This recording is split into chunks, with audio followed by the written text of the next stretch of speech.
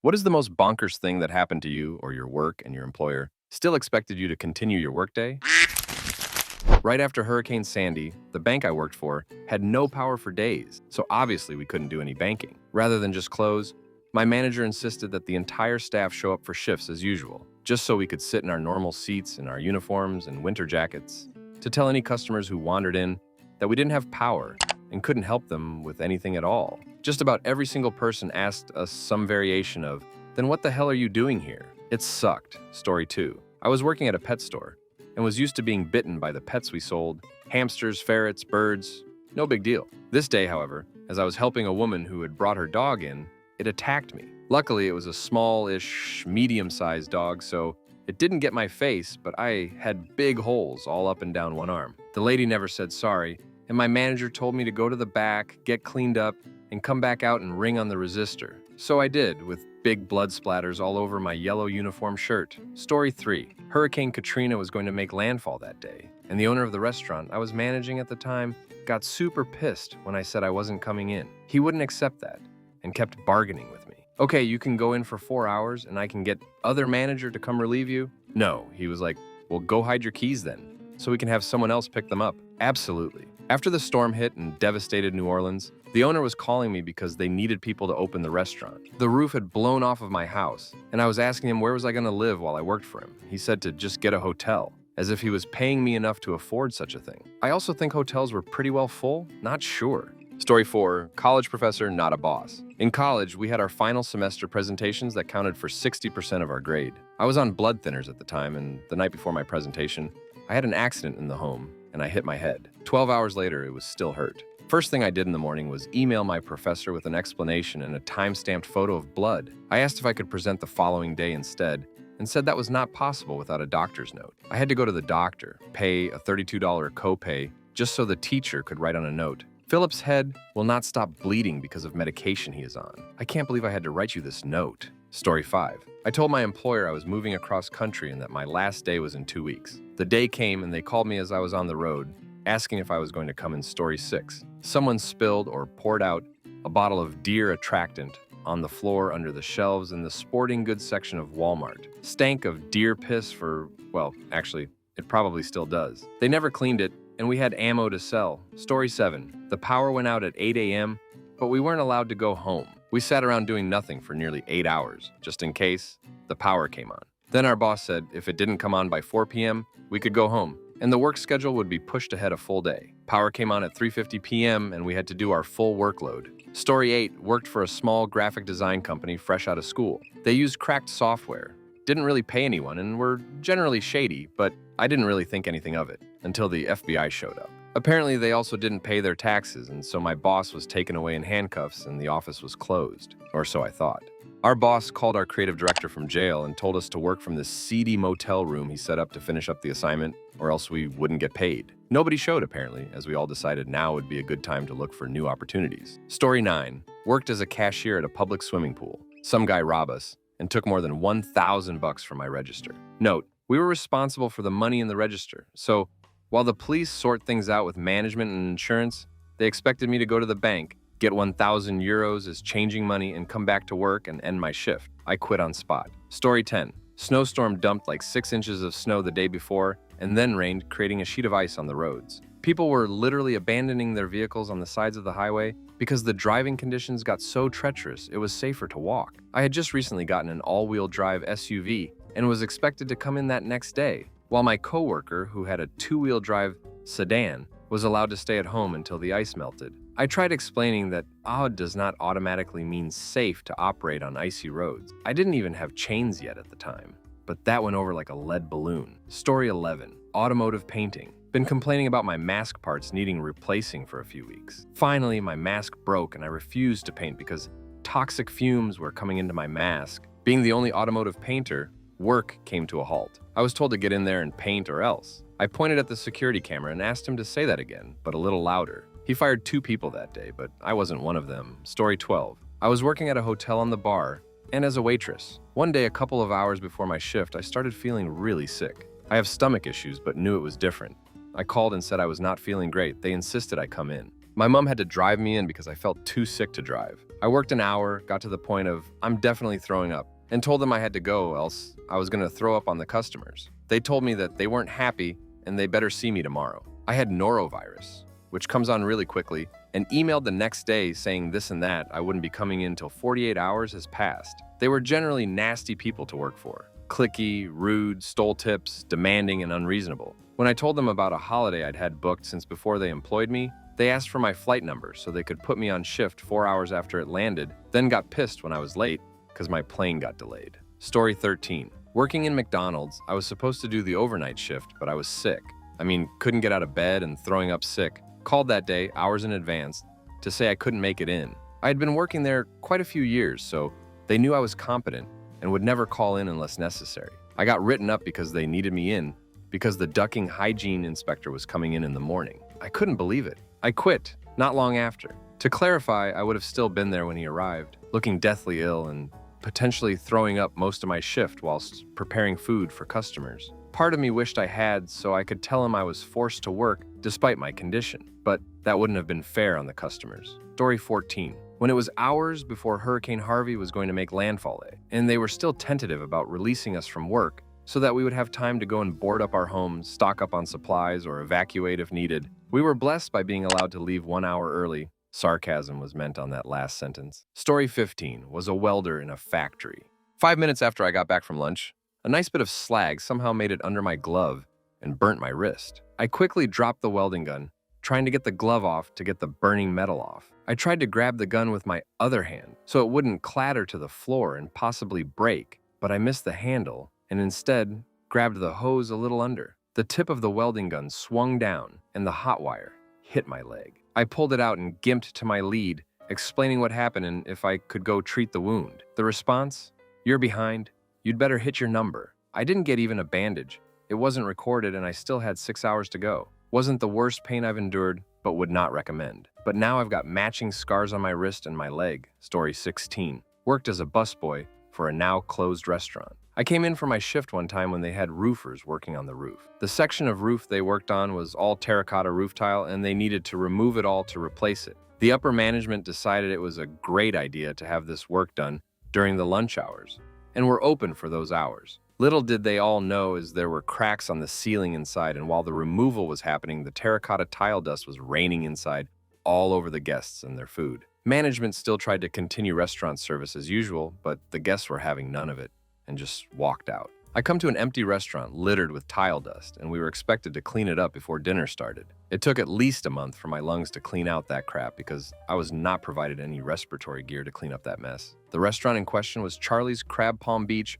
owned by the Landry's Corporation. Story 17. I got a call one day from my cousin saying our house had been broken into. I went home to deal with it and file a police report, and it was honestly so stressful. My supervisor then rang me to ask what time I was planning on coming back to work later in the day because she had paperwork for me to finish. Story 18. When I used to work for Verizon, I was asked to work at a new store we had acquired as a sort of interim manager in order to get things set up and new people trained in. The person that was hired to be the permanent store manager was an odd individual. He was usually pretty cool when there were no customers in the store. When there were, however, he would struggle with getting customers' phones set up. Understandable, since he's new, so I would offer help. After the customers left, he would call a store meeting. Don't help me unless I ask for it. Okay, sounds good. Next day, the inverse would happen. He'd struggle, get frustrated, eventually begrudgingly ask for my help. Customers leave and we have another store meeting. If it looks like I'm struggling, then come and help. Fine. Repeat a few more times. Eventually, one day I come into the store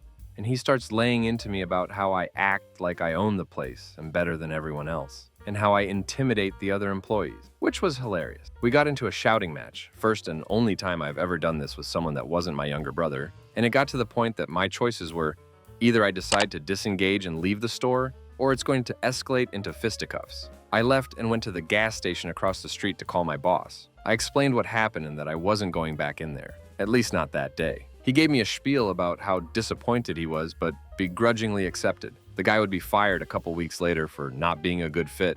Like, no crap.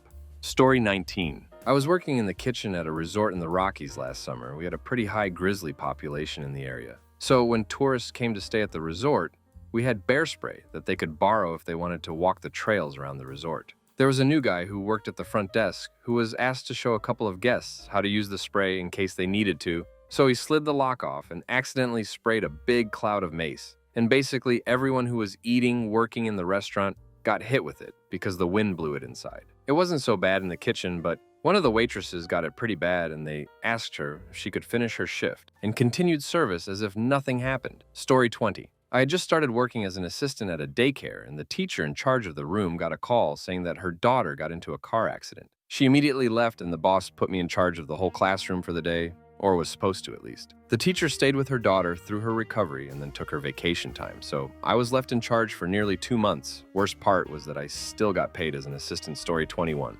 Working in a retail location for a large cell phone carrier, the expectations were always way out of hand. One experience jumps out in my memory. We were the only store in about a 30-mile radius, so we were slammed all day, every day. It was spring, the rainy season for us, and we got a particularly nasty storm. Roads were flooded all over town, dumpsters were floating down streets, tornadoes were spotted 10 miles away. Half of our staff couldn't even physically make it to the store because of the roadway, and they received attendance demerits. I was the manager on duty, calling my area manager to beg to let me close the store while buckets of rain pelted the windows, lightning crashed, and power flickered. He said it wasn't warranted. He lived about 50 miles away. I'm sure he thought I was exaggerating. My staff were having panic attacks from the storm. People were in line for hours and pissed we were short-staffed. Ride it out or risk getting fired. Yeah, I left that job. Story 22. Power off to the entire site after a digger turned up on a Sunday, unannounced, to do some work scheduled for the next week, when he wasn't supposed to be there at all,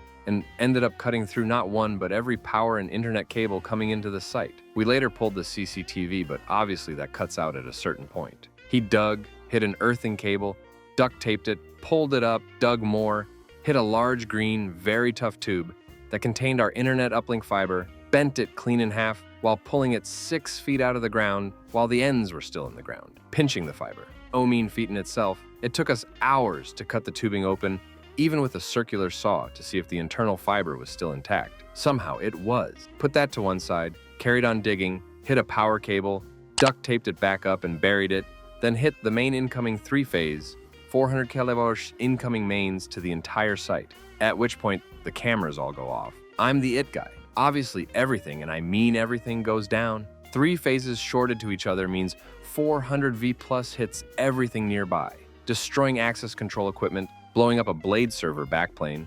Somehow the blades and storage in the server survived.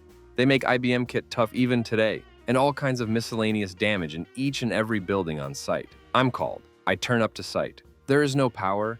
There are no generators. They've always hated the idea of the cost. UPSs has all just died immediately. They don't like fault conditions like phases crossing and hard shutdown, no matter what battery life they have. Any backup is safe, but what am I going to run it on? We're expecting 1,000+ people to come and start working on that site the next day. What am I going to do? Send them all down the pub and issue them iPads? It was the incredulity of, well, you're here now, why are you standing about? That got me. What do you want me to do? There's a very large hole in the ground, a digger with huge burn marks on its bucket that the guy drove away and hid elsewhere on site and tried to claim it wasn't him, but we had the CCTV of him doing it, and no power to the entire site. National Grid turned up on a presumably very expensive emergency visit and took all day to make it safe, reconnect it all, rejoin and re-insulate some huge cables, fill it all with epoxy, wait for it to go off, turn it back on, check it's safe, etc. Meanwhile, work insisted I do something. So I went and sat on the grass nearby and had a picnic. I had 2 days later that week off in lieu of pay for that wasted call-out day. When the power came back on, much later, and the site electrician said it was safe to turn stuff back on, the servers were severely damaged. IBM came out and within a couple of days repaired them. Luckily, the secondary servers were further away and not damaged, so we fell over to them. But because of the hard downtime, it was a nightmare of which VMs were replicated, which were out of date, which could stand up on their own, which needed intervention, which needed a restore from backup, etc. Then it was a cross fingers and hope moment for the internet connection to come back up. That was a $30K install just for the groundworks when it first went in, and took months to get all the permissions and work done. Luckily it worked. Then we spent a good few hours cutting the fiber free of its thick ducting without snapping it, re-enclosing it in another, thankfully to hand, piece of identical tubing, resealing and reburying it in situ while it was active. We lost no data. We were down for a day and a bit, Everything was back on in time for people to come on site to work. They never knew any different, but it was the expectation. I don't know what they were expecting me to do before the power came back on. Run all these hundreds of computers on 28 acres of site? Off a hamster wheel or something? Story 23. After leaving school, I had an evening job at the cinema, and I was punched by a patron. Was still then expected to carry on for another 4 hours despite my bleeding everywhere. Let's just say I didn't come in for another shift after that. Story 24. My first proper job was part-time behind the bar in a football stadium for American soccer, and the catering company running the show was notoriously crepe. One shift, there was an older gent at the back of the queue who just collapsed. The stadium marshals came running, started CPR, got a defibrillator out, the whole works. It looked pretty serious and was all happening less than 15 feet from where I was standing. People were still trying to queue up for their pints around the entire scene, staring and just generally getting in the way. Then one of the marshals collared our manager and told him to close the bar, so people would go elsewhere and they could do their first aid without having to shout at people to back off. His response? We can't do that if we close. Now that's half this section's takings for the day. And besides, I don't have the authority to close this bar. You'll need to talk to the boss. Us bartenders were baffled as our bar slowly filled with our company's upper management and the stadium security people, who were all having a blazing row. While there was a guy having a literal heart attack on the floor in front of us, surrounded by the stadium's first aiders. All while footy fans were stepping over them trying to get to the bar before the match started. This was also the first time I'd ever seen someone get actual CPR done on them. It's nothing like on TV, which was mildly distressing as a 17-year-old from a tiny, boring village, but hey. Eventually, one of the more experienced bartenders just hit the switch for the shutters while the managers argued. Bar closed. Paramedics arrived and took the man off in an ambulance. I don't know what happened to him, but we didn't see 3 of our managers again after that. We assumed they were let go. Story 25. I work in a restaurant. One day our oven broke, so we couldn't cook any food. The manager made us stay open as we could still sell salad, without the cooked elements, drinks and cheesecake. Total sales for the day were $4.99. That was the cheesecake the manager bought for himself. Story 26. I had one of my worst migraines ever and was sobbing and vomiting. I was working my shift at Sonic at the time, and the manager said it was too busy for me to go. Story 27. It's not too crazy, but I work at a smaller restaurant franchise. One winter, we had some really bad ice that somehow managed to damage one of the water lines, contaminating all of the water in the city. It was a big deal, and before an hour had even passed, every restaurant and fast food joint in my entire city had closed. I was in charge that night and called my manager to make sure that we were closing as well, and was shocked when I was simply told no. I explained the situation and how every food service establishment in the city had closed from downtown to uptown. I mean, shoot, even the mall had closed. My boss didn't seem too bothered at all and told us just don't serve any drinks. I reasoned that drinks were not the only thing that would be contaminated that we would be serving, but she insisted. This began the worst night I have ever had at my job. It was me, a couple of waitresses, my sister who also worked there, and a newer employee who was honestly terrible at the job. Every single hungry person in our city began to file into our small restaurant and bombard our small team with what has had to be one of the biggest dinner rushes that location has ever seen. The newer cook messed up every single ticket that came his way. My sister was at her wit's end and almost quit on the spot. The waitresses were obviously overwhelmed with the amount of people they were serving,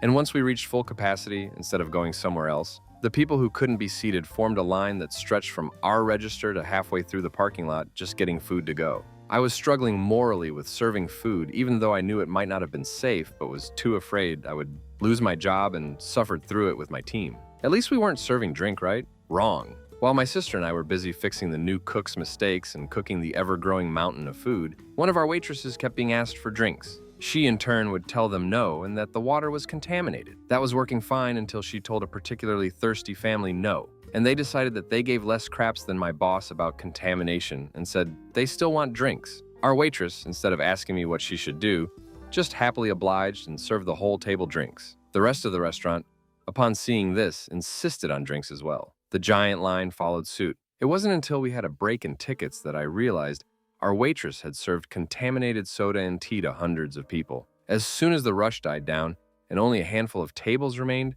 our boss comes strutting in and had the nerve to come up to us and ask my sister, "What's wrong? You look mad." The night ended with my sister very nearly assaulting our boss and the waitress that served the drinks, me firing the newer cook, and everyone that worked that night wanting new jobs. Story 28. Somewhat related, but I got fired from my job at Borders because The guy covering for me while I was on vacation got fired. I was enjoying some time with my girlfriend and her family at their timeshare in Hilton Head when I got a text from another cashier. She was the girlfriend of the guy covering for me and told me that I should call the store because Jose got fired, and I guess they were expecting me to come in and work my shifts. I called in and they were like, "Yeah, you have been terminated." It was such bullcrap, but I was going to quit when I got back anyway because I was sick of the terrible management there, so I guess they saved me the trouble. Story 29. I had been in an accident where I was hit by a van when on my bike. I was on my way to the hospital and shot a quick text to my immediate boss to let him know that I might not be in the next day, as I didn't know what the damage was and how long I may be. He told me to take the day off to be sure I recovered properly. The next day, his boss called me and asked me where the hell I was. I told him I'd been hit by a van, and he said, "And?" I didn't work there much longer after that. Story 30. The kitchen flooded with dirty water, and we still had to serve people. It was New Year's Eve, and the restaurant had put a lot of hype into bringing in the new year there. I got in for my evening shift, went to the back of the kitchen to get something. There were big floor grates back there that covered drains, which were below floor level.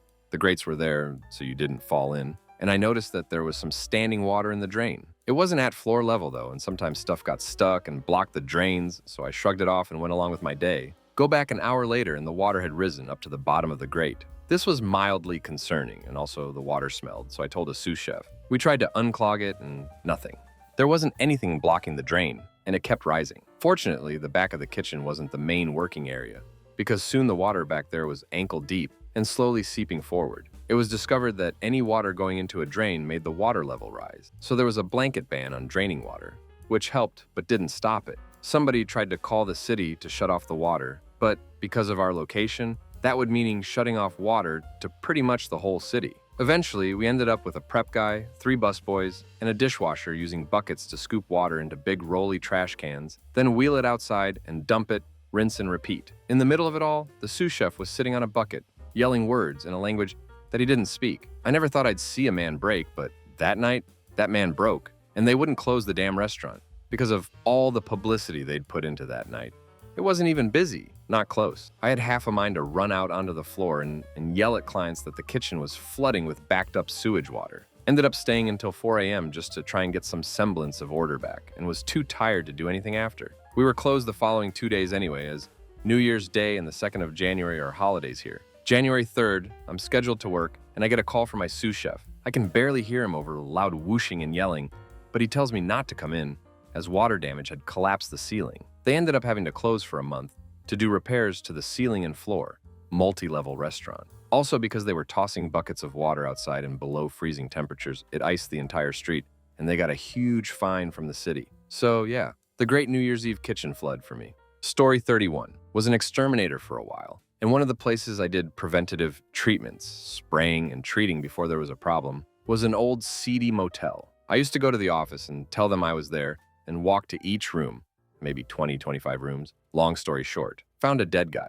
Person didn't answer their door, so I thought it was unoccupied, so I went in and yay. Called my boss, told him, and he said, "What time is your next apt?" I laughed and went home. Story 32. I hit my head and suffered a concussion while working a summer job in high school. My boss sent me to urgent care to get stitched up, but once that was done, he expected me to come back to work and finish the day. I thought nothing of it at the time, but now I realize that he was a serious a-hole. Story 33. Worked at a non-profit youth center that was umbrellas under another organization that stopped giving a crap about it years before I ever arrived. Lots of crap happened. The one that stands out was this mom who knew her child had lice, brought her kid for 3 days and let us drive the kid home in our company van, that all the kids get driven in before dropping her off on the 4th day, saying hello to me, then going home and phoning us to tell us. Law is pretty black and white. We have to close, so we start phoning parents, explaining that our van was likely lice-infested and they need to pick their kids up. Have to keep my positive poker face on the whole time, despite the fact that I drove that van almost daily. Being an inner-city youth center, there was about 15 kids who we couldn't get a ride for, so I call my boss, expecting to just relay the actions took and see what we should do with these last few kids. It's not ideal, but plenty of the kids would skip getting a ride home and leave the center on foot most nights. That sounds crazy, but I can't legally make a kid stay there at any time. My boss tells me that I'm not allowed to make a call like that. Guess we have different definitions of the word supervisor. Then he's telling me to just use the van.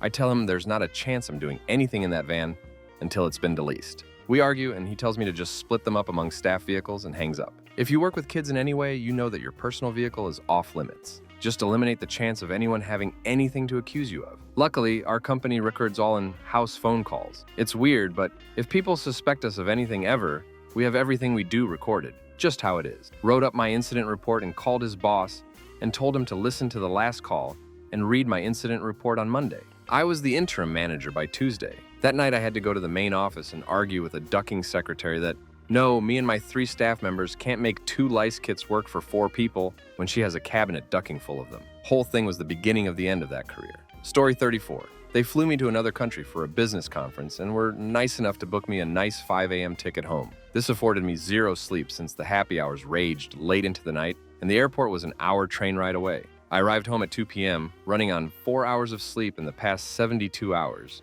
And when my face hit the pillow, my boss at the time called, asked, "Where are you?" I firmly yet politely said I was working from home. When he said they needed more of a notice, I hung up, called his boss, and explained the situation. They said I could take the day off and come in late the following day. Story 35. I was doing a construction job building houses. As I was walking past to unload a supply truck, one of the slanted ceiling tiles came loose, slid off the top, and hit me in the chest, breaking 3 ribs and cracked sternum. I got a text the next day from my boss saying, "Heard about the accident? You coming in?" When I informed him I will not and told him of my injuries, he replied, "Oh yeah, I was told that. You're still coming in though, right? I need an extra man to mix concrete and clean up trash. Just light stuff. Like I could bend down right now." So I again told him no, even if I could have. I was still doped up from the pain meds they'd given me at the hospital. The final text was, "Right." About 2 hours later, I got a call from his wife apologizing and telling me to rest as long as is required, and her husband will just have to get off his fat ass and do his own work for a change. I found out he wanted me to work so he wouldn't have to, and all those "I have a client meetings and I'm meeting with a supplier today" excuses were him just not wanting to come in so he could stay home and play video games. Story 36. We had a really bad gas leak at our restaurant once and had to wait outside until the proper authorities could come and fix it. My boss rolls up and yells, "Why are you outside? We need to be making money." "Sir, if we light up the grills, we light up the whole restaurant." He didn't care and insisted that we go back in anyway. We didn't. Story 37. I work in an office building in a part of town that has a high population of homeless people. Most of them keep their distance from the property, but some come inside and like to stir crap up. So one day, a homeless man walked into our reception area and started messing around with our receptionist. My desk is fairly close to where this transpired, so I heard everything. A lot went down and we ended up having to call the police. The cop walked in and started talking to the homeless man. All of a sudden, out of nowhere, the officer screams, "He's got a gun!" So loud that everyone in the building heard. It's only 2 stories. My heart literally collapsed into my stomach. I was 17 at the time and working at a makeshift and tiny desk at the very end of a narrow hallway. My desk was so small that I, female, 5'3", 115 kilograms, couldn't fit under my desk all the way. I found out that it was a false alarm as I was trying to stuff myself under my desk. I had to go back to work for another 4.5 hours after the officer escorted the man out. It wasn't fun. Story 38. I worked at a fast food chain and was working in the back with the sandwiches. It was busy and I made the mistake of letting my wrist touch the top of the industrial toaster we use for the buns. My wrist instantly started to puff up. I went to my manager and asked if I could leave to get it checked out. He looked at it, shrugged, and said it wasn't that bad, walked away and filled a glove with ice and gave it to me. I still had to work in the back with the fryers and man did it sting. By the time I finished work, my wrist had a huge blister. It took forever to heal, left a scar for the longest time, and was still sensitive. I was a manager at this job and came down with strep throat. This place frowns on you actually taking care of yourself and taking a sick day. So I decided to try and medicate myself in hopes I'll just get over it. That didn't happen. It got so bad that I could barely breathe and my voice was changing because my throat was so badly swollen. Went to the doctors who was shocked at the condition I was in. She wanted me to be out for a week, but I protested because I knew my work would pitch a fit. She reluctantly gave me 3 days off and I had to get an antibiotic shot and a steroid shot in my bum to help the swelling. I still had to go back into work that same day, worked it, and told my boss about the doctor wanting me to take the next few days. He was pissed, and when I came back, I was talked to by my boss and HR about not letting my health get out of control. That I should have just taken the day off versus having to take 3. I was completely dumbfounded, especially when I told them how much pressure they put on their managers to not take a sick day. All I got was blank stares and was told not to do that again. I hated that job. Story 39. I used to deliver roofing materials for a living. We'd pull up, put the materials on a plywood roof for the roofers to install later. Usually we only did new construction, but occasionally I'd get a call for a re-roof, which was usually only because our route was already pretty far out, so it'd usually be 2+ hours one way to get there. One day, delivering one of these re-roof projects, my buddy is worried about putting materials up there because it rained the day before. The roof had been sitting unfinished for a while, so there was some mold, algae on the plywood. I stood at the ground level as he nailed in a board on the roof for safety. Roof was just under 2 stories tall, feet or 6 mil. Second swing of the hammer, I hear him slip and see his feet start to slide over the edge. As he falls, he grabs the edge of the roof, which only causes him to start falling head first now. I catch him, he falls on top of me, and he's immediately crying out in pain. It hurt a bit for me, but I knew I basically saved his life. He said his arm hurt, and we were done for the day. It was right before lunch. Shaken up, we drive the 2+ hours back to work, where he promptly gets a substances test and sent to the doctor. It's 3 p.m. and looks like it's going to rain again soon. My boss goes, "Well, you better get out there and finish those deliveries." Me, "What? Bob just fell off the roof. I can't deliver it by myself. Plus, I kind of just want to go home for the day." Boss, "What, you want a gold ducking star? Get your ass back out there." I quit, but they asked me to come back the next day. Story 40. Working on a film set a few years ago, one of our Teamsters crossed the street without looking and was nailed by a car going 30+ sempa.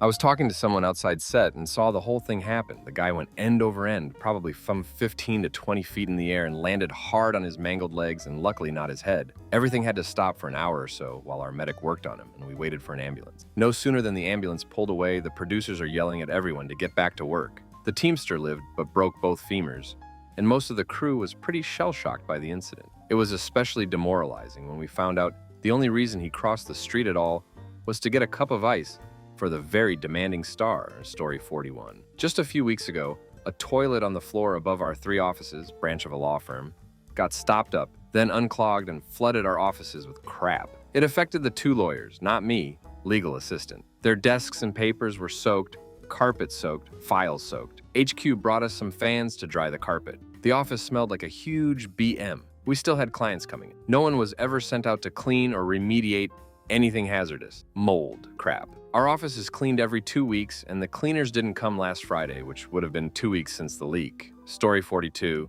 I was 9 months pregnant and having contractions. My GM started working my shifts with me, just in case I went into labor, though I had a planned C-section and he was a good boss. My GM had gone to the store a while for cigarettes when my contractions started, and I was pushing through them because I knew they were Braxton Hicks. He comes back and sees this, sends me on maternity leave then and there. Okay, cool. I worked 6A, 10A that day. It was slow, so my GM left. He was working 7 days a week to shadow me. And an hour or so later, the afternoon manager, 11A, 6P, called me and told me if I was scheduled until 2, I needed to return until 2.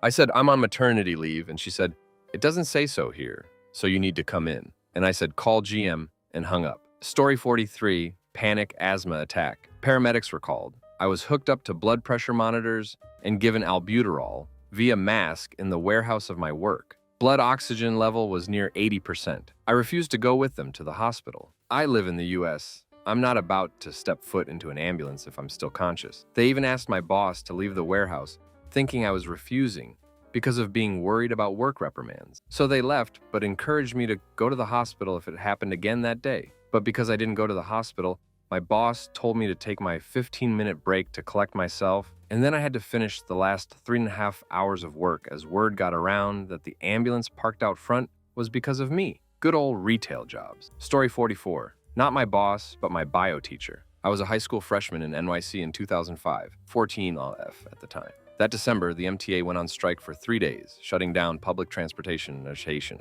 I took a city bus to school on a half-hour bus ride across the borough that went over long parkways and lasted for over 5 miles. My parents didn't have a car.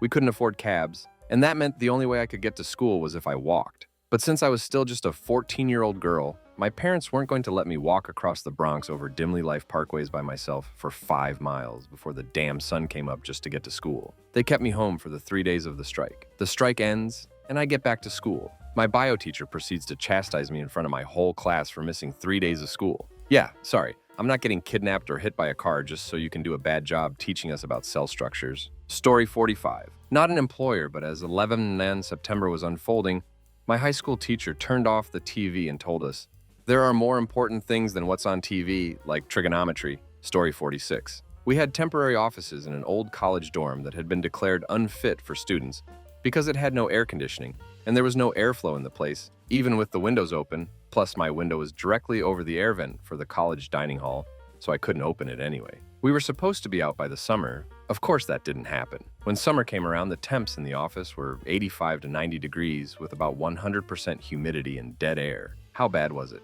2 of my co-workers had heart attacks and ended up taking early retirement. Story 47. I had to organize a set of folders by color, but my problem is I'm colorblind. So I told him, "Yo, I'm colorblind." He thought it was me trying to get out of work and threatened to fire me. Story 48. Working as a plant healthcare tech. Pesticide applicator. When a hose burst during an application dousing me in a fungicide. Cloths were completely soaked. I had warned my supervisor and boss that the hoses on my truck desperately needed to be replaced ASAP at the beginning of the season. Drove back to the shop in contaminated clothing in BC or facilities. Did not have a shower of any kind, as required by law. I told them I was done for the day and needed to go home immediately. My supervisor told me to use the 2-inch house from the free water tank and get naked in the parking lot and hose off and then wear my rain gear to finish the day. Summertime, 90+ degrees. He was actually upset with me when I say no and drove home. It was also like 2 p.m., not early morning where it might be reasonable to go home and come back. Boss actually tried to write me up until I pointed out that our facilities didn't have the required safety/emergency equipment to handle that situation as required by law. He then proceeded to tell me I was wrong and they provided everything we needed for that. They only have a single disposable eye wash bottle. This is when I started looking for a different job. Story 49. I was using a dolly to move load down the aisles when my foot slipped and the top of my shoe SCD along the edge, tearing through my cheap-ass shoes and lost my big toenail. Not off, up. I limped to the back and removed my shoe only to find a huge throbbing pain. I squeezed my nail back to my toe and held my foot while rocking back and forth crying. Our LP guy stood watching me, turning a little green at the sight of all the blood. He called the store manager. Store manager comes in the back, looks at me crying with my bloody hands gripping my foot, and without missing a beat goes, "So, yeah, can you finish your shift? I kinda don't have anyone else." LP scoffed, "Are you ducking kidding?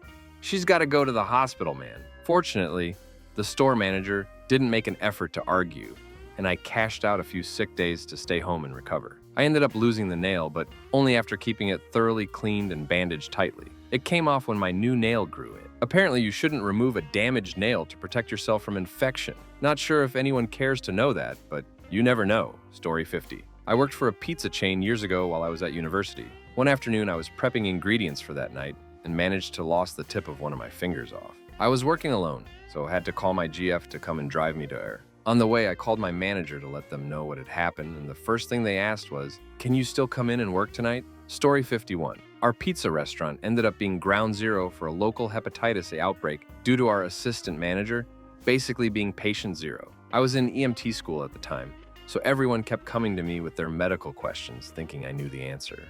I was closing the store one night, cleaning tables, washing dishes, etc., when the assistant manager came up to me to ask me about a pain he had been having in the area of his liver. He was also as yellow as a banana. I happened to have just learned about assessing for hepatitis in patients, so I thought it had to be something along those lines. He didn't come in the next day, having been diagnosed with Hep A. Since he prepared the food along with us, we had to shut down for 2 days and deep clean the entire restaurant, throw away all the food, and make a press release. Over the next few weeks, though, customers started to come forward saying that they had been diagnosed with Hep A as well. One even got a lawyer and started the process to sue. When it was all said and done, the assistant manager had been let go, the lawsuit was settled out of court, most of the staff quit, and the restaurant never fully recovered. Story 52. Once I arrived at work in the candy store in a mall. I switched on the power and lights, and after a moment, it all went dark again. The freezer with all the ice cream was out. I had to call my boss and then get an electricity guy from the mall. He came and handed me a bill. Our company hadn't paid for electricity in a long time. He couldn't help me. I had to go to a food store 2 stories down and ask if I could put my ice cream in their freezer. They allowed it. I had to put them individually on one of these roll thingies for transporting vegetables and stuff and roll that crap down in front of so many people that judged me. Especially the people from the info point really judged me. XD, my company didn't have a great reputation before this incident. I had to basically sit and wait in the dark store for like an hour watching the customers pass by, looking in until they paid the bill and the electricity went back on. I arrived at 9 and we had power at like 11. Then I had to work, and I know it's not as bad as other stuff here, but I really didn't want to be there after that. Story 53. There's 2 cases of confirmed coronavirus in my county. Turns out they're in my office. It's especially wild because telework is pretty normal here. Why can't I just work from home for a couple weeks? Story 54. Where I live, the companies around here will all tell you the same thing. They can fire you at any time for any or no reason at all. You're in an employment at will, I think that's what it's called, position, and they can let you go for whatever they feel like. I worked at a call center a few years ago, and when I started there, I had to go through this class that was 2 weeks long. It was around Christmas time, so we were excused to Christmas Day only. If you missed one day, you were fired, and you could reapply and get rehired, but you'd have to do the class all over again. One guy got into a car accident on Christmas Eve, and he flew through the windshield. He came to work with an eye patch and a scar across his whole face. He never even went to the hospital because he wanted to keep his job. They made him leave to go to the hospital because his eye looked infected, and they still fired him. Story 55. My boss forgot to release the pressure in a water sprinkler system before he told me to replace several elements. While 30 feet up in a scissor lift, I was blasted with a few hundred gallons of dark black water full of microbiologically induced corrosion. Knocked on my ass, could have fallen out, and got soaked through. Got chewed out for flooding the shop floor and still had to finish the day. Story 56. Surprisingly, this was actually a really good job most of the time, but I delivered pizza when I was in college. One time I was going to call out on a Friday night because I had gotten a severe allergic reaction to mangoes. FYI, mango skin and bark has trace amounts of the oils and poison ivy that causes a skin reaction, so if you're ultra sensitive to it, you can have a pretty bad rash. That caused a rash all over my face and caused my eyes to partially swell shut. When I said I couldn't come in, my boss basically said, well, you can find someone to cover for you yourself. The list of all the employees is on the wall, so ring them up and see if they'll cover. But if not, you have to work. Luckily, when I went in, looking like the Elephant Man, the manager was immediately like,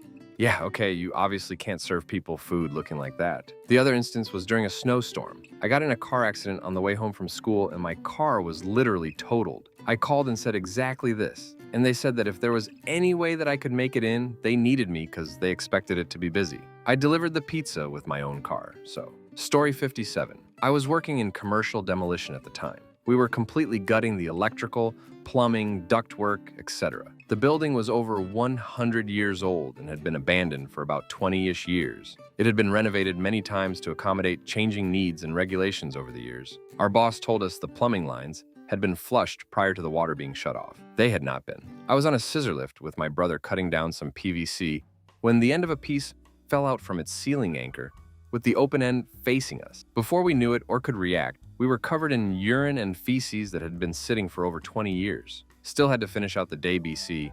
It was under the table pay, and if we didn't work, we didn't get paid. Not that he would have let us leave, even if we wanted to.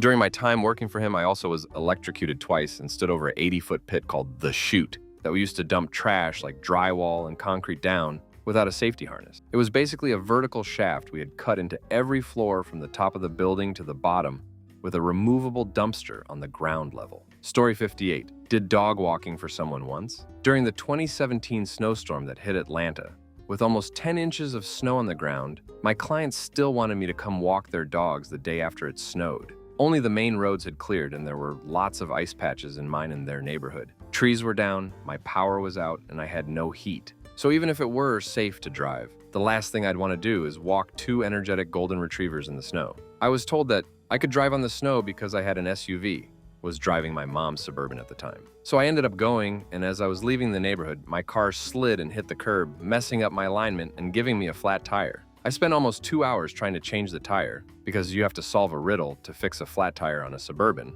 and my battery died from having my hazards on too long. Had to wait another 30 minutes until a nice neighbor jump-started my car. Never had an issue with this client otherwise. Just found it silly that snow and ice on the roads isn't a good reason to call out from work. Story 59. It was a Friday at like 9:02 a.m., and suddenly the power in the factory died. We all sat around for about an hour until our maintenance crew came back and said a squirrel had jumped on the transformer and we wouldn't get our power back until 2:30 p.m. God bless that squirrel. Story 60. I was working at a fast food place and the pipeline going to the sewer broke, making water and sewage back up through the floor drains. I called the store manager to tell him we needed to close. He said, just keep the water from going into the dining area.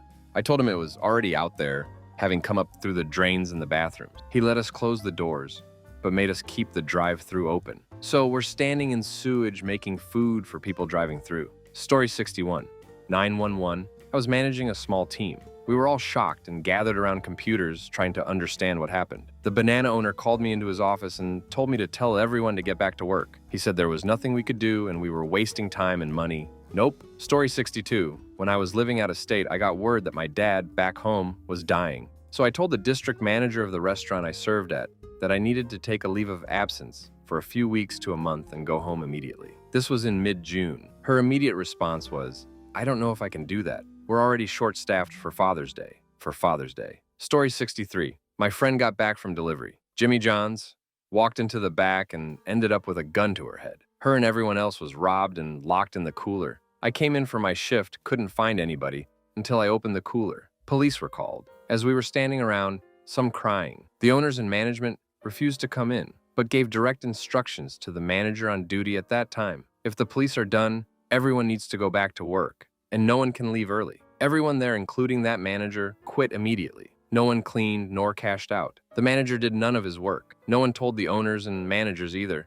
We just walked out, unlocked, and left everything the way it was. I heard that others refused to come in. In the end, everyone quit but the other managers, and that the owner and those managers didn't know that the store was empty for 2 days, unlocked, lights on, everything as we left it. Story 64. Last year, I got all 4 wisdom teeth taken out at once. Was still rostered onto work the day after, even with weeks of notice given. Ended up having to call in sick with them, reluctantly accepting. Story 65. One time a pipe leading to the sewage tank burst through a wall that I was standing next to. I tried to clean it up and move product out of the way until someone ran in screaming that it was sewage. When I asked to go home, they said I was the only closer and I had to finish my shift. Needless to say, but I quit immediately. But that was the first and hopefully last time I will be covered in human crap. Bosses of Reddit, have you ever fired someone and had them totally freak out? Witnessed my boss firing someone and it was super awkward. I work at a coffee shop and this girl would literally sit on the counters and eat muffins, complaining she had cramps and couldn't work. She was so ducking lazy and super annoying too. However, my boss is a huge softie and felt bad for her because he knew she had a rough life, which is very sweet. One day, she came in 2 hours late and he pulled her into the back and explained to her that if this ever happened again, he would have to fire her. So she gets up and opens the door and laughs super loudly in his face and screams out, "Fire me! Fire me! Yeah, ducking, right? You don't have the ducking balls to fire me.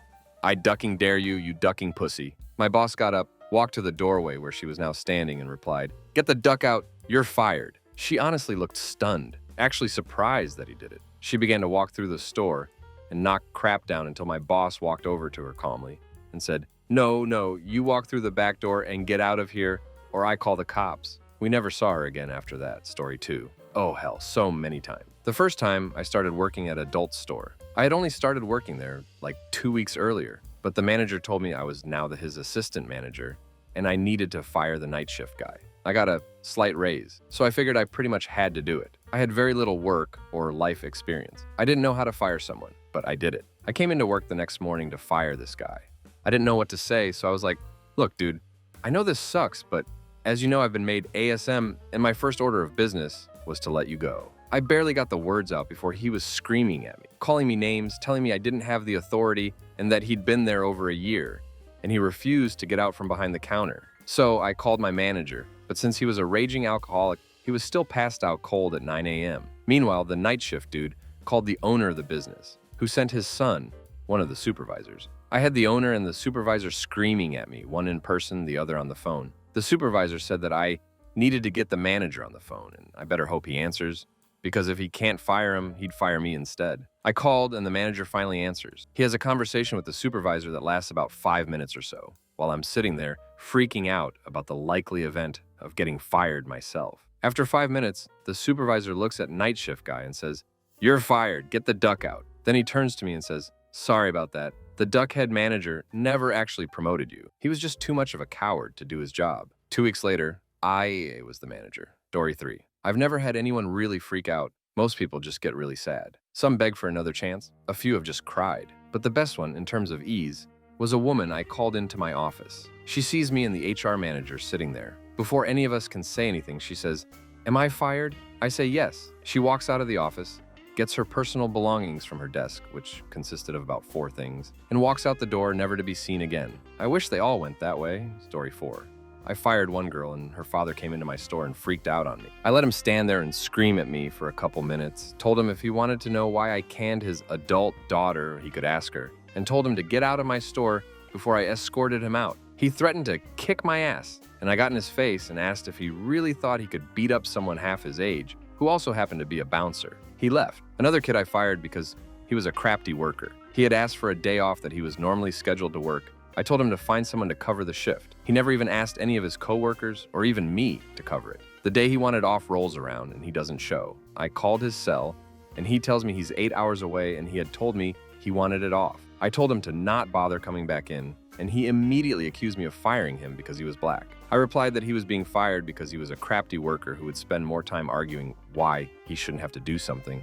I asked him than it would have taken to do said thing. He claimed that his mom's friend was a lawyer. I told him good luck.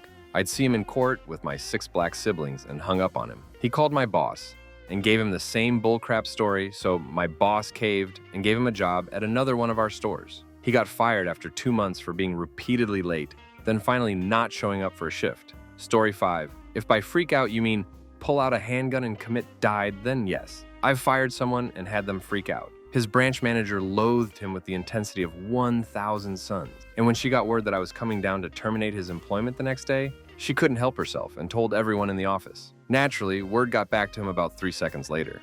I showed up late the next morning, and as soon as I hit the door, he stood up from his desk and said, "You're not gonna fire me," and pulled a .45 out of his briefcase. This was back in the day when people still carried briefcases and kept all their work in them. In other words, pre-laptop days. He chambered around, turned it around, tried to pull the trigger, but the palm grip safety was cock-blocking him. Like a nitwit, I jumped on him and tried to get the gun away from him, but he was so slick with sweat I slid off him. He finally figured out where he went wrong, put the gun up to his chest and blew a small hole in the front and a really big hole in his back. Total pandemonium. Story 6. I work in restaurant as a manager and had a seriously scary sociopath working as a server. He was notorious for bullying other servers. We had many harassment complaints about him from other male servers. He would constantly try to manipulate any new server and get drunk on the job. He had been given many warnings, but because he had threatened to sue the owners for discrimination for his sexuality if he was ever fired, they really needed a solid form of reason to fire him. He could lie so well and felt so confident about lying. He would tell bald-faced lies about the person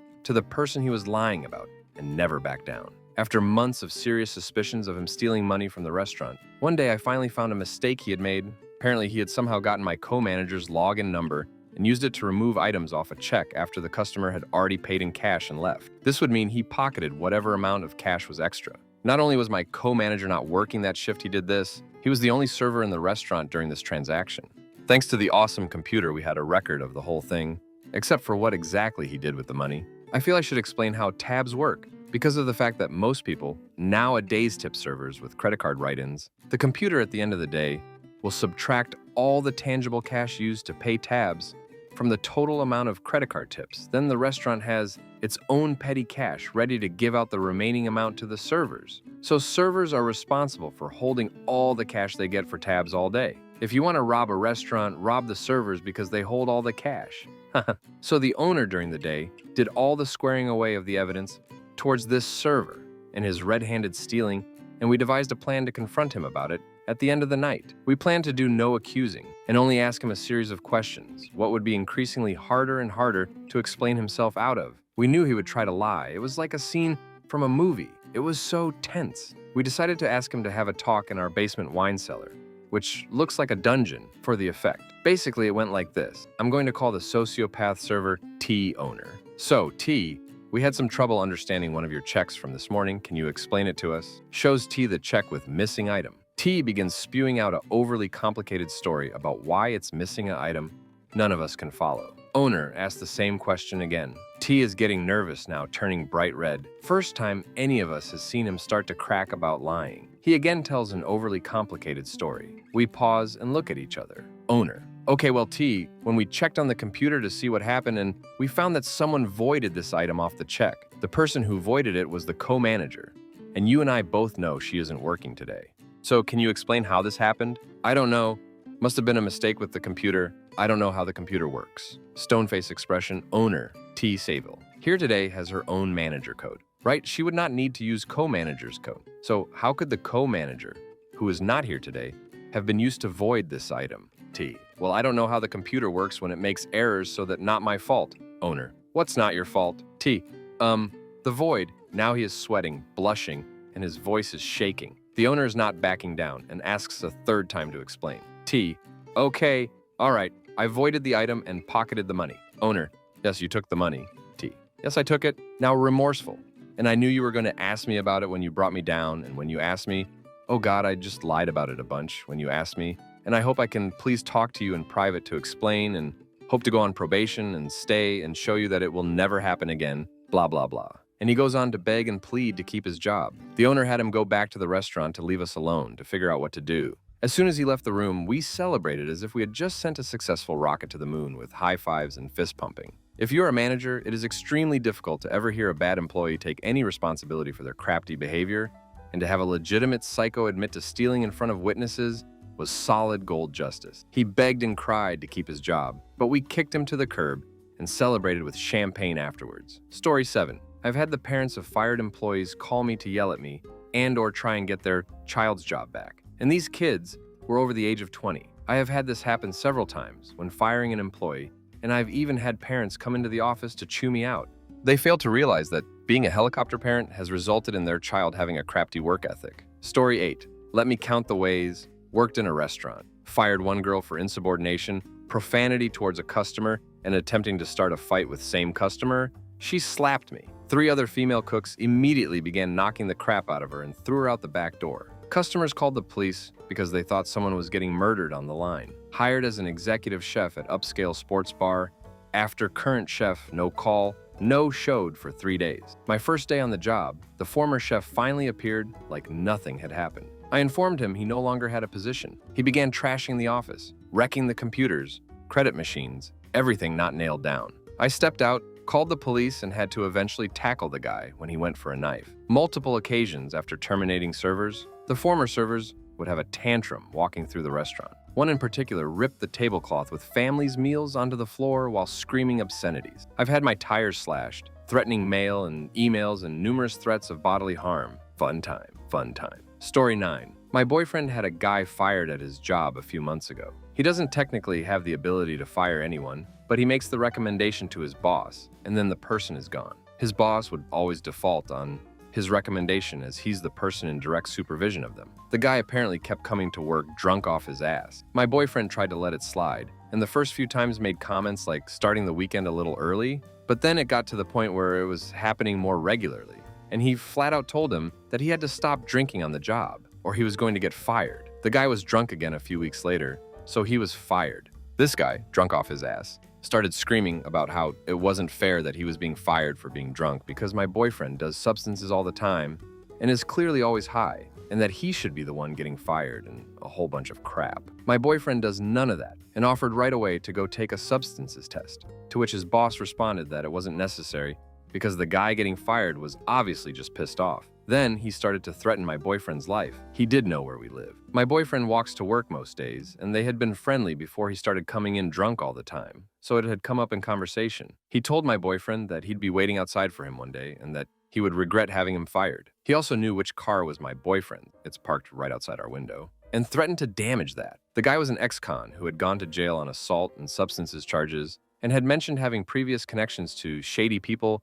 in a town nearby that it known for its gang activity. They sent my boyfriend home that day, and his boss actually gave him a ride so he didn't have to walk the half-mile alone. They sent the guy home, but he came back a few hours later and took a microwave and a blanket from the warehouse. My boyfriend speculated later that he was living there part of the time. Story 10. Not a boss, but watched someone get fired at a Carl's Jr. one time. The person in front of me in line WQ's being an obvious banana to one of the employees, semi-harassing him, taking forever just to order a burger. The guy behind the counter finally had enough of his crap, yelled, "Duck this crap, I don't make near enough to put up with your bull crap," jumped over the counter, and decked the guy in the face. After the a-hole customer was laying on the ground, the employee hopped back over the counter and asked me what I wanted. Safe to say he didn't finish or even start taking my order before his manager came out screaming and told him to GTFO. Definitely my best experience at a fast food restaurant. Story 11. I used to be a manager at a KFC and had to fire this girl for overuse of her cell phone.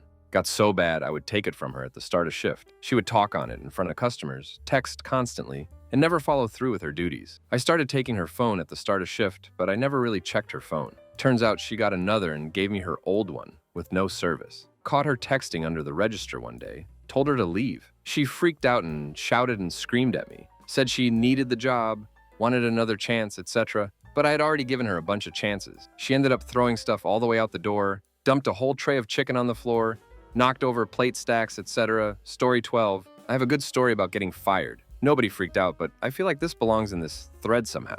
I used to work at this upscale health food grocery, a real yuppie place, but a hell of a nice store. I worked in the dairy frozen cooler, breaking down orders and stocking the shelves. Real bullcrap job that I didn't intend to keep for very long. So the management was notorious for being bananas to employees, finding bullcrap reasons to fire people once they started asking for raises. Makes sense, I guess, because they could just hire new people at a lower rate to do the same mindless crap. I was about to start grad school and had asked for reduced hours so that I could work part-time and go to school full-time. My manager was like, yeah, sure, that will work, or whatever. I said, okay, cool, and went on the paid vacation I'd earned. I get back from vacation and my manager calls me up and says, hey, we have an extra shift for you today if you want it.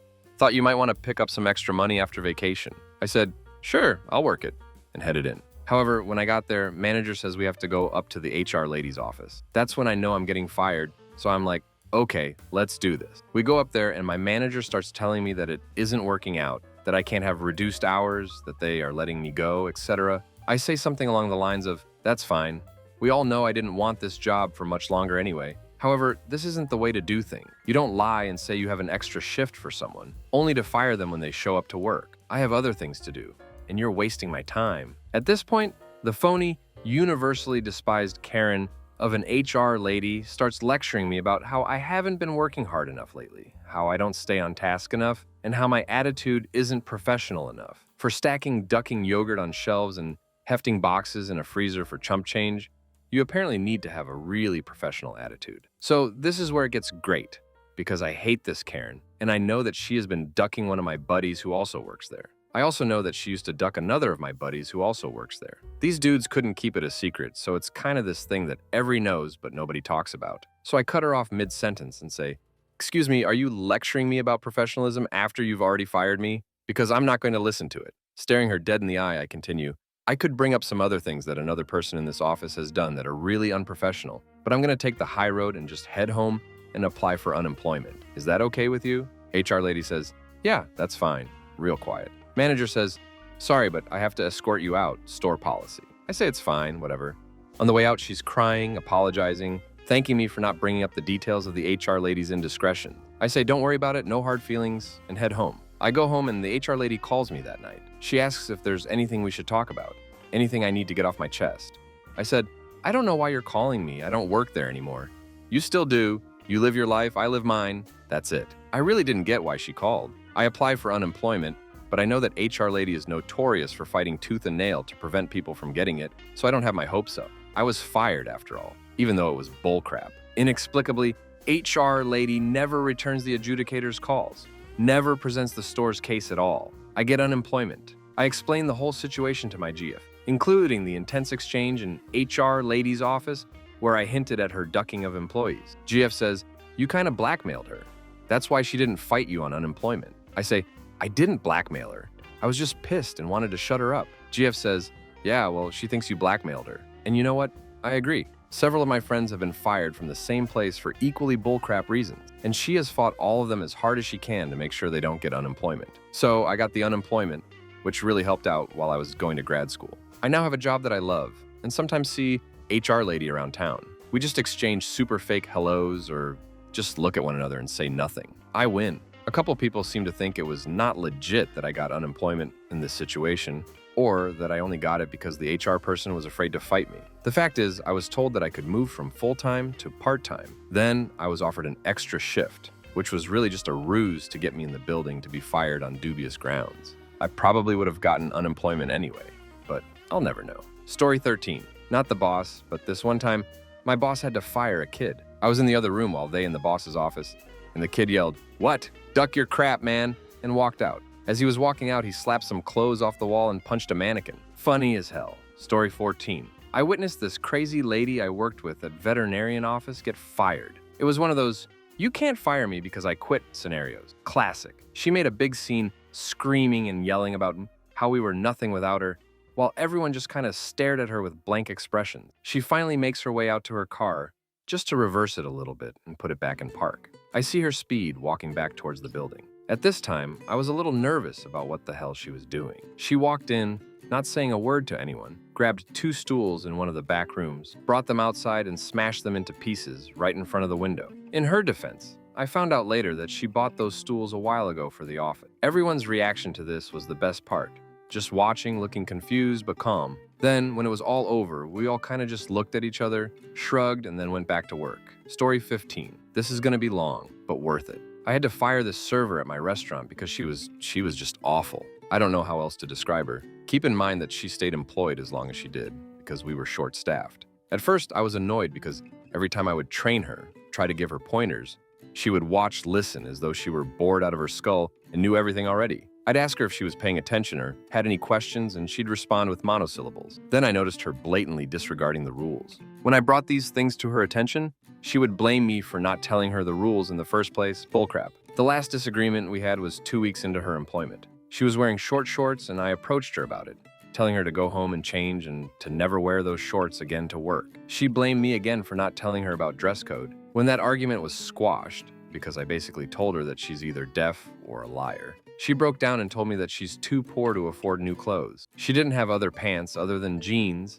not in dress code, or black work pants that she wore to her other job. Asked about this, she said, "Oh, I'd have to wash them every day." Better get more detergent then. What's the problem? Now go home and change. Then she proceeded to tell me that she doesn't have a car, doesn't have a place to live other than couch surfing, and has been living out of trash bags that she carries around. She can't afford anything. Although, tomorrow I'm leaving for a week-long vacation with this friend of mine who pays for everything. She'll buy me new clothes. I knew she was gone for a week, 2 weeks after starting a new job, but didn't know it was a ducking vacation. What the duck is a vacation? Also, what? So later that night, she asked if she could leave early to meet some friends for dinner before she left for vacation. To get her out of my hair, I said fine. I got this by myself. She then hung around for 30 minutes before her friends arrived, 10 minutes until closing. They sat down and my host gave me a look that said, "This is a joke, right?" This farewell dinner lasted 40 minutes until I dropped the checks. Shocker. All but 2 immediately put their cards down. You can guess who was part of that guilty party. I went back to collect the signed receipts, but all of the receipt books had vanished.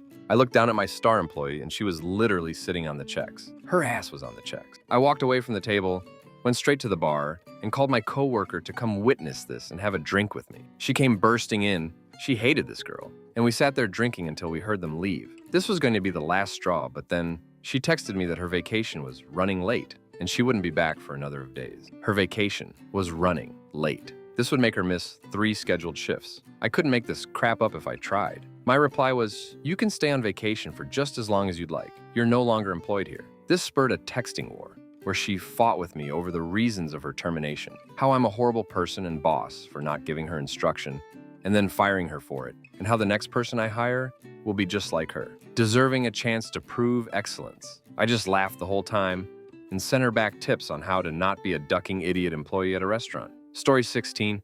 I had about 5-6 write-ups on this girl at work. She consistently had a crap attitude at work, would wander off to make long, painfully detailed personal phone calls, was confrontational and volatile. My documentation was impeccable, and I wrote down verbatim every single one of our check-in, verbal warnings, constructive criticism conversations, etc. And I let her know this every time. The day that we sat down with our director to tell her she either needed to move to a different position in a different location or leave the agency, she sat stone-faced while the director read off the exquisitely detailed and specific, with dates and times, incident reports, then asked if she recalled any of those incidents. She stood up and started a slow clap. She looked me in the face and went, "Oh, brilliant.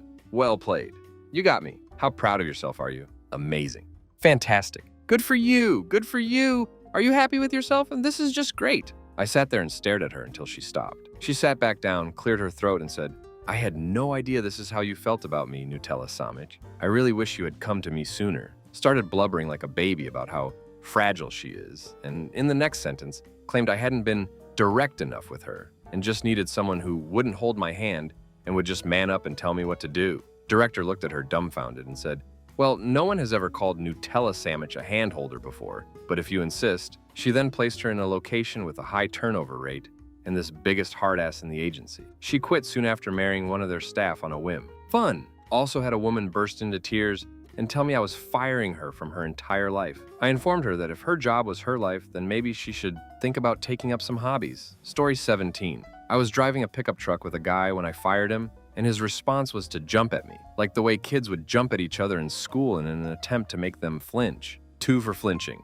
Remember that? Yeah, that's what it was like. There was one minor difference, however. This was a frail 62-year-old man who looked like Red Fox. If he and I had actually gotten in a fight, I would have seriously hurt this guy. He was being a belligerent duck-up and 100% deserved the firing. But in that moment, his pathetic attempt to physically intimidate me was probably one of the saddest and most depressing things I'd ever seen in my life. I took the rest of the day off because, hey, I'm the boss, right? I ended up drinking for most of the night. That encounter really shook me, though, and I still think about that guy a lot. Hope you're doing well, Ernie, even if you were an a-hole.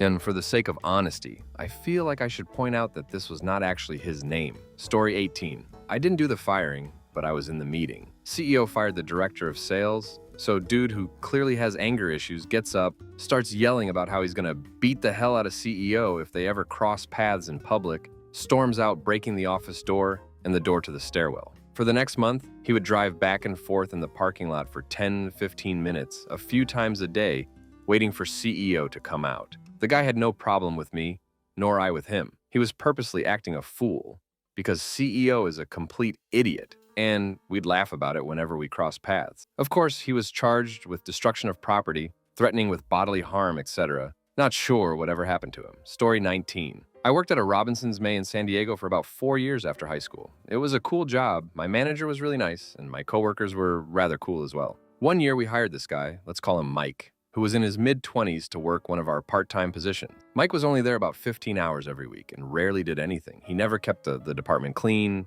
never took the clothes out of the fitting rooms, etc. Mike had a really nasty attitude as well. He would give my manager major attitude whenever one of us called him out on his laziness. One day, an older lady came into my department with a Robinson May bag full of Levi jeans she was trying to exchange. Apparently, she had bought the wrong size and wanted an even exchange for the same color and style in the proper size. No problem. She said she had a receipt, so I went ahead and got her the correct sizes. She had at least a dozen Levi's 501 jeans, so it took me a good 10 to 15 to gather all the sizes she requested. I went ahead and started the transaction and asked for the receipt, which she handed to me rather quickly and stated, "I'm in a big hurry, so please don't take too long." When a customer says something like this, it is a big red flag that something is up. I glanced over the receipt and noticed that all the jeans were all marked down from $39 to $9 a piece. I knew something shady was afoot, so I jotted down the transaction number, date, and time on the receipt and told her that I needed a manager to approve the transaction. She flips and cusses me out loudly. She leaves and I call our store loss prevention. I give them the information I jotted down and they start an investigation. About a week later, on my day off, I came into the department and I see a police officer talking to someone sitting down on a chair behind the register counter. As I approach the counter to get to the department office area, where we keep our personal items and lunches, I look to see who is in the chair and I see that it's Daniel, the other full-timer in our department. His mouth is bloody, an eye was puffed shut, and he has 3 nasty-looking scratches on his neck. When I get to the back office, I see my manager sitting on a box of merchandise giving a statement to another police officer. The office is a wreck, and there are mannequin pieces everywhere. The sight of mannequin limbs and heads was so unsettling that a little pee come out. My coworker Daniel told me later what went down. It turned out that Mike had worked the morning shift with my manager and Daniel. Before the store opened, the loss prevention team attempted to escort Mike to their office for questioning. It turned out that he was having family members purchase merchandise at his register. He would then give extremely steep discounts. The family would take the merchandise and return it for store credit. They did this several times and actually got about $1,000 profit in store credit. The older lady I helped was obviously a family member of his. When Mike realized he was caught, he went after Daniel, who he thought ratted him out. Mike ran at Daniel, who was in the back office folding jeans. He tackled him into some Calvin Klein jean shelving. Daniel tried to turn away, and because of this, he hit the corner of the shelves mouth first, which busted his lip. While on the ground, Mike punched him on the eye and scratched his neck rather badly, while everyone was prying him off Daniel. He began to throw mannequins around the office and almost used an arm as a weapon against one of the loss prevention officers. The cops arrived and detained him. I think he was charged with assault and theft. He was obviously fired from his job. In my next page check, I got a $200 bonus for preventing employee theft of over 1,000. Story 20. Well, I have never been fired, but I have been let go from a job. They shut the site I was working down, and some 1,000 jobs in the area were lost. During the meeting where they announced the closure, I was sitting next to a lady who was 2 years from retirement from a previous job. She was talking to herself, crying, and my manager stopped the meeting and told her to shut up and listen. I had been really annoyed with the company beforehand, but this just set it off. I found a new job and stole a bunch of office supplies my last day. Story 21. My boss had been telling me for months that he was going to fire one of my subordinates. Calls the guy in his office, talks to him for 30-45 minutes, and the guy walks out. Next morning, I see the guy at work in another area. Boss tells me we're going to try him out in another spot. 2-3 weeks later, boss tells me he's going to fire him again. Says this time he wants me to be a witness. I should have known this was trouble. Boss tells guy that it's not working out and we just need to part ways. Guy looks straight at me. Boss tells him that he needs to leave the building. Guy loses his crap. Starts screaming at the top of his lungs at me. You did this, mother ducker. You set me up to fail, mother ducker. This is ducking bullcrap. He must have picked up on my utter look of amazement. Don't ducking act like you didn't want to get rid of me, you piece of crap. You moved me to other department just so I'd fail. Duck, you're a hole. I know your games.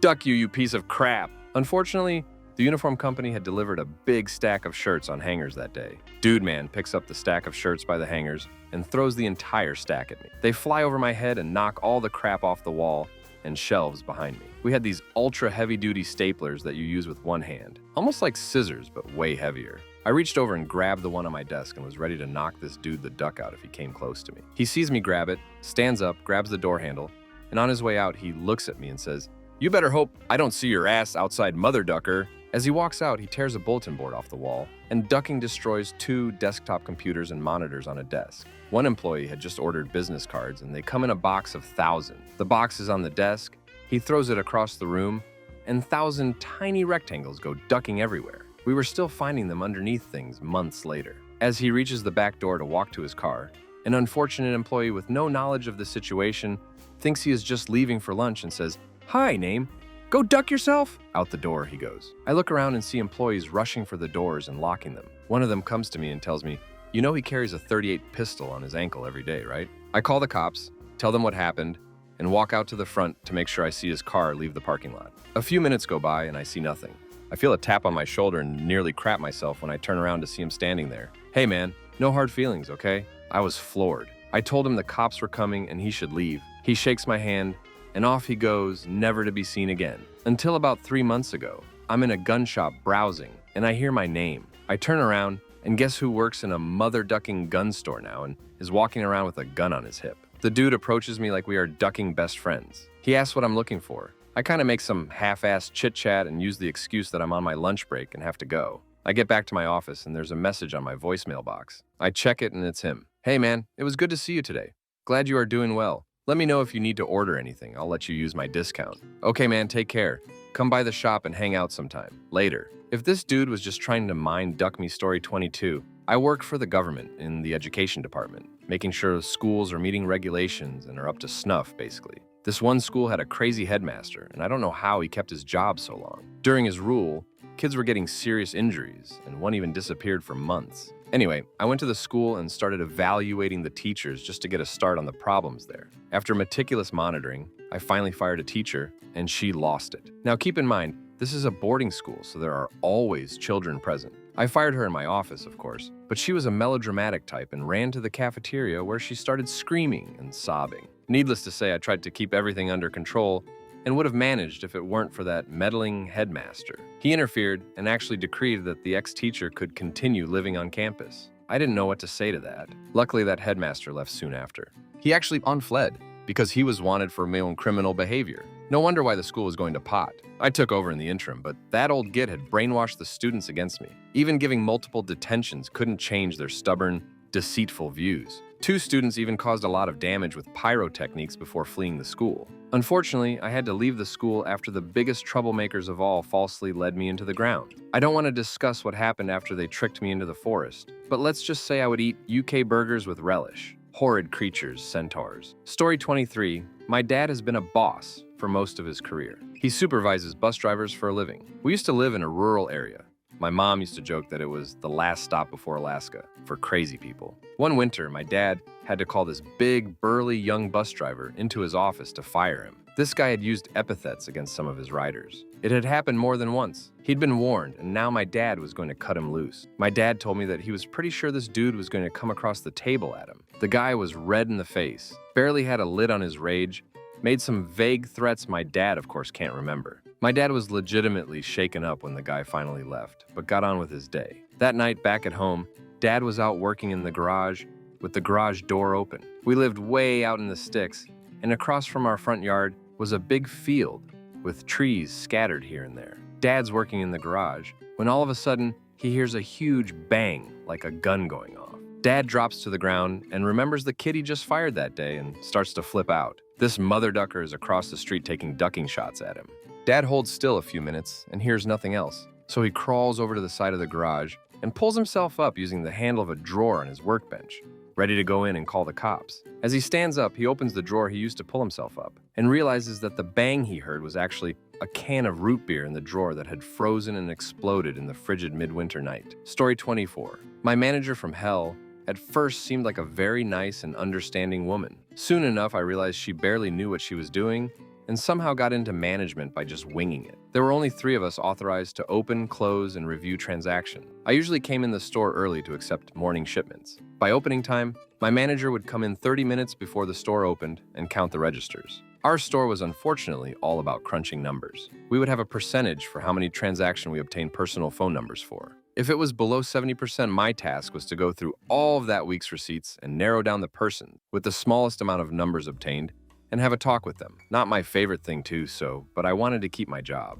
On a Saturday, I came in solely to crunch numbers, since we got a call from the district manager about having a lower than normal percentage. Upon scrolling through all those bad boys, I came across a receipt of pretty huge employee return. I thought it was odd because she hardly had money to spend on diapers, let alone purchase these items. Maybe she had buyer's remorse and returned them, I thought. We will call her Jane. The next day, I came in to close the store with Jane. I was counting down the registers and came across a piece of paper that said, "I owe $40. I held it up and asked Jane about it.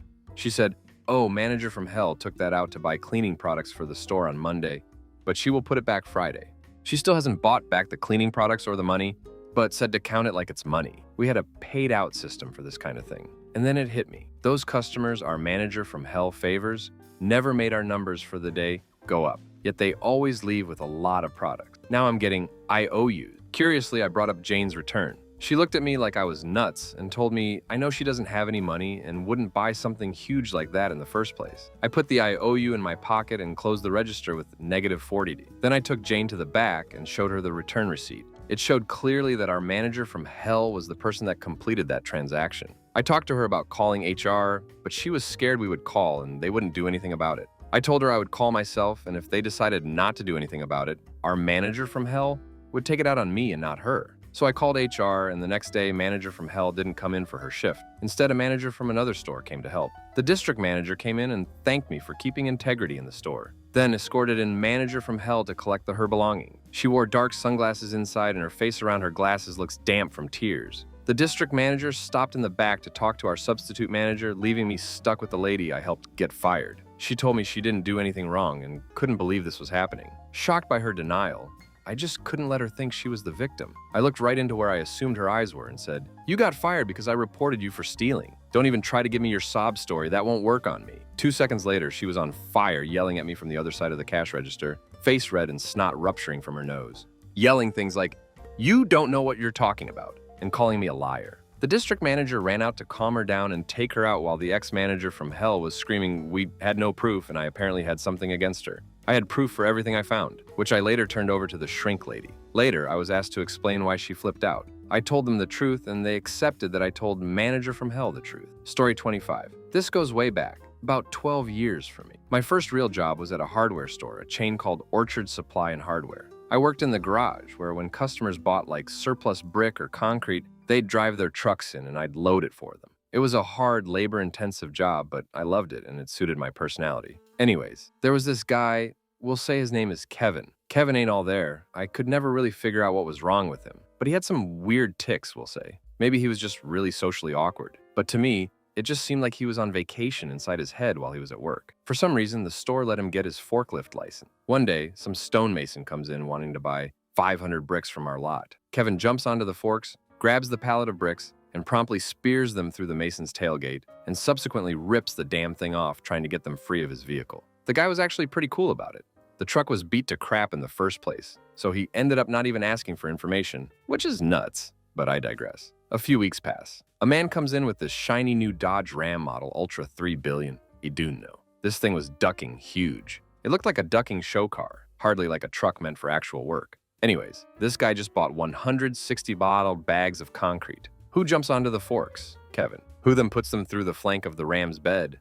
The owner understandably loses his goddamn crap. Eventually, it all gets settled and the store pays the guy out. But Kevin? Nah, they don't fire him. I suspect they pitied him, and to be fair, I did as well at first. The last incident, however, drove me to quit. We had a pipe threader in the garage, so occasionally plumbers would come in with huge commercial orders for lengths of cut pipe and threads. One day, we get 2 in a row, so we are scrambling to make the order in a timely fashion. One of the 2 plumbers also wanted some fertilizer while he was there, so I run out back to go grab it, and on my way back in, I hear this terrible, terrible screeching sound. I ran into the garage and see Kevin attempting to cut 3/4 metal conduit pipe with the table saw. Sparks, so many sparks are flying everywhere. The ducked up part, right behind the table saw, is the propane fuel cell cage for the forklift. That's jam-packed full of incredibly old, filled to the brim, cans of propane. I scream at the top of my lungs before hitting the emergency cutoff. Twist. I filed a report. Kevin was not fired. In fact, he was given Employee of the Month. Thus, I quit, because duck getting blown up. Story 26. In my long and spotty career, I can only remember getting fired once. Actually, I wasn't fired. I went to get a fax and accidentally intercepted a fax from the company's lawyer discussing the legal ramifications of firing me. I went to my boss's office and told him I was taking the rest of the day off without explanation. I just walked. So I guess that was a little weird. That night, I had a dream I was in an airplane and I went to the bathroom. When I opened the door to step in, I just fell out of the plane and suddenly woke up. In Germany, people sometimes successfully sue to get their jobs back when they are fired. I knew a totally useless sales guy who did that. It was an English company, and they didn't know German law very well.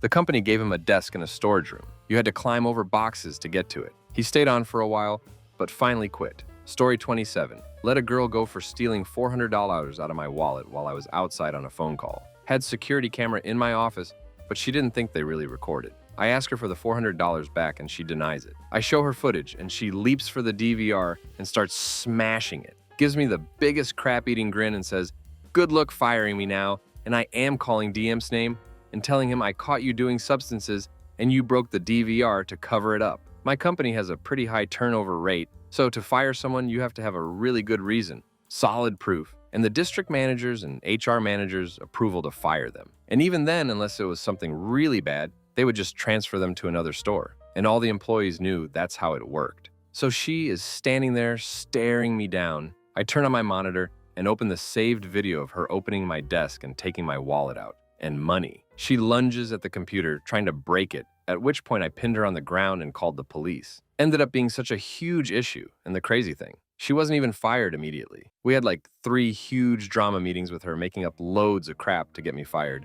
Caused a lot of drama for me. I had to get substances tested. They pulled footage of my activity for the past 8 weeks, reviewed all my punch cards and everything. They end up terminating her. And in that phone call, I tell them I quit. This was about 3 solid weeks of drama and BS after the day of the incident. And they had also tried talking me out of pursuing her termination because the crew was light already and to suck up the 400 loss. And that XXX, the company we were hired by, was hiring me on directly and cutting them off as a contractor. It was a crap company to work for. Story 28. At first, I was like, that's weird. I'm the hiring, firing manager and I can't think of anyone. Then I remembered Christy. Name changed. See, I worked for a small company as the assistant manager. There were 4 of us. Me, my boss, a key holder who had worked there for 5 years, and Christy. I didn't like her, didn't want to hire her, and then once she was hired, wanted to fire her. Unfortunately, she hadn't quite done enough to get fired. She was late sometimes, but not enough. She said awful things, but only to me as the other white girl. And she was just generally kind of dumb and Karen-y, but hey, every store has one of those girls. So she annoyed me, but I put up with her. Then we found out the other key holder was stealing.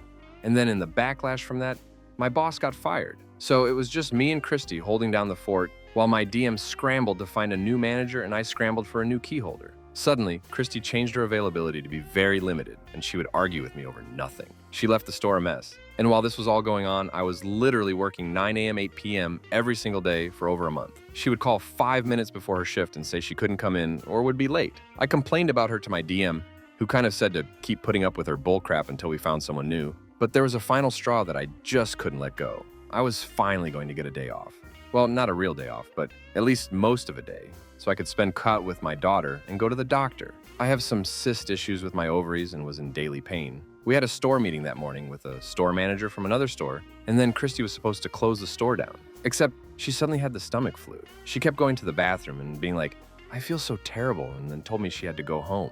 I flipped my crap, and I am so not the kind of person who flips out easily, and told her that if she went home, I would make sure she never walked into that store again. She said I was overreacting, worked every day for over 2 months straight, you guys, and that she was sick and had to go. This whole scene played out in front of the manager of the other store, and with her encouragement, I fired Christy that day. She called my phone 38 times in a row. She called the store literally hundreds of times. She told me she was going to wait for me and punch me in my stupid face. She told me her boyfriend was going to run me down in his SUV. My DM had to drive to her house and pick up her store keys, and she called my DM a black Karen who had always had it out for her, and that Christy was going to find a way to get her back. And that's when I learned how to file a restraining order. Story 29. My boss and I let a woman go who was not performing her job the way she needed to be. Even after a long period of working with her, in the end, my boss or I would have to redo all the work she was doing. She was not terrible, just not good enough, especially at the pay scale she was hired at.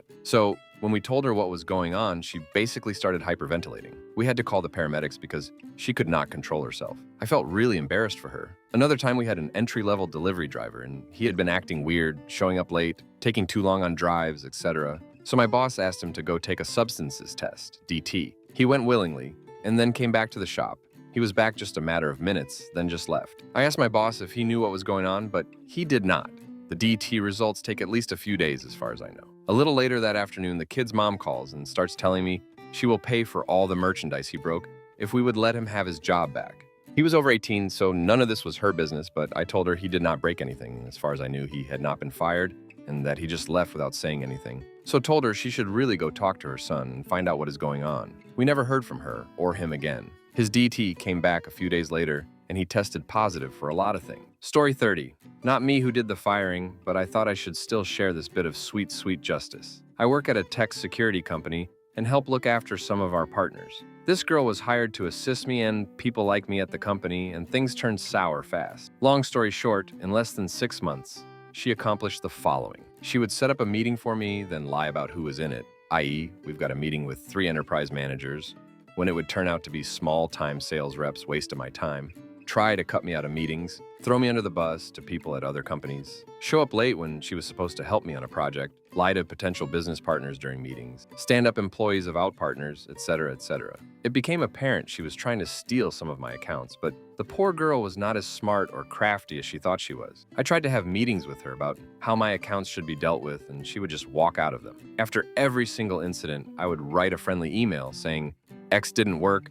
We need to find a better way to do this," in as helpful a tone possible, as BCC the VP and CEO, who over time realized how bad she was making the company look. The day finally came where she was going to get fired, and even though I generally don't wish ill on anyone, I was elated, as she had been making my job very difficult, to say the least. The CEO comes by my desk and asks if I want to go for a coffee.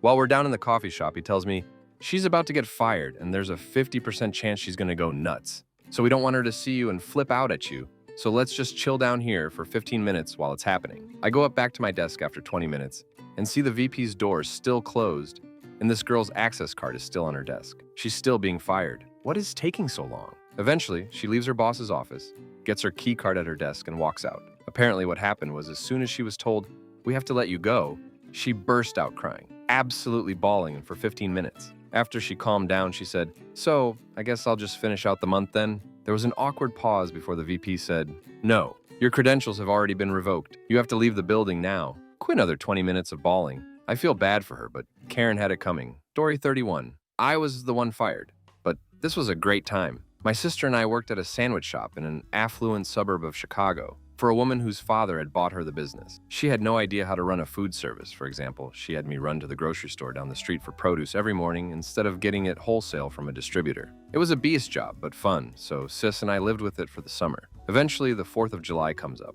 on a Saturday, and Miss Boss Lady has gone out of town for a family reunion and has not paid anyone yet. We were supposed to be paid on Friday. Come Saturday evening, about an hour until the local fireworks show starts, and the place is packed. We also sold ice cream. It's myself and Sis with a 16-year-old girl working the register, and I get a phone call from Boss Lady who wants to know how the night is going. Busy, but the crew's pretty pissed. I tell her, she asks why, and I explain that we were supposed to have been paid yesterday, and people needed that money, and that her skipping out without paying us is really not cool. She replied with, "I think tonight is your last night." I then asked her if she was actually firing me over the phone.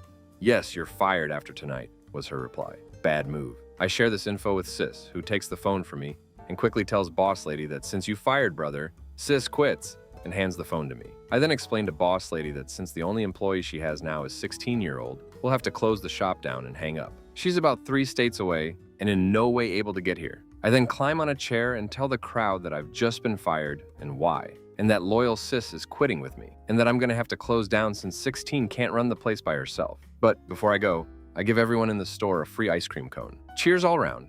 We close up, toss the key into the mail slot, and go home. 2 days later, we go in together to get our final check, and Boss Lady tells us that she's going to make sure we never work in this town again. We laugh and cash the checks quick, which was a good idea since she shut down about a month later. Story 32. I worked at a DVD-ish video game/electronics store where employees were allowed to rent stuff if they wanted. Well, I caught one of the new employees selling me games that she had rented from one of our other locations. I noticed because these were all high-dollar games. Really stupid move. So I fire her, and she proceeds to go to the other location to try and get a job there. She knew the manager there, but hadn't been working there since they didn't have enough space. He asked if I'd hire her, and at the time, I didn't have a reason not to.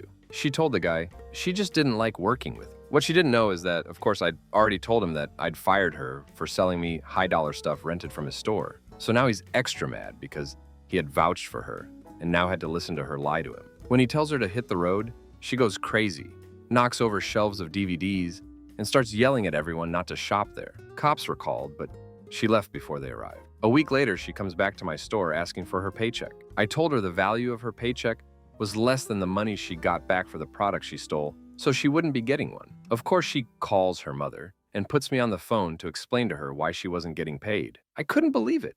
I almost never play these kinds of head games with people. I just show them to the door or call security, but I couldn't help myself. I picked up the phone. There was a confused lady on the other side. I'm not sure what you want me to say. My daughter says you're withholding her paycheck?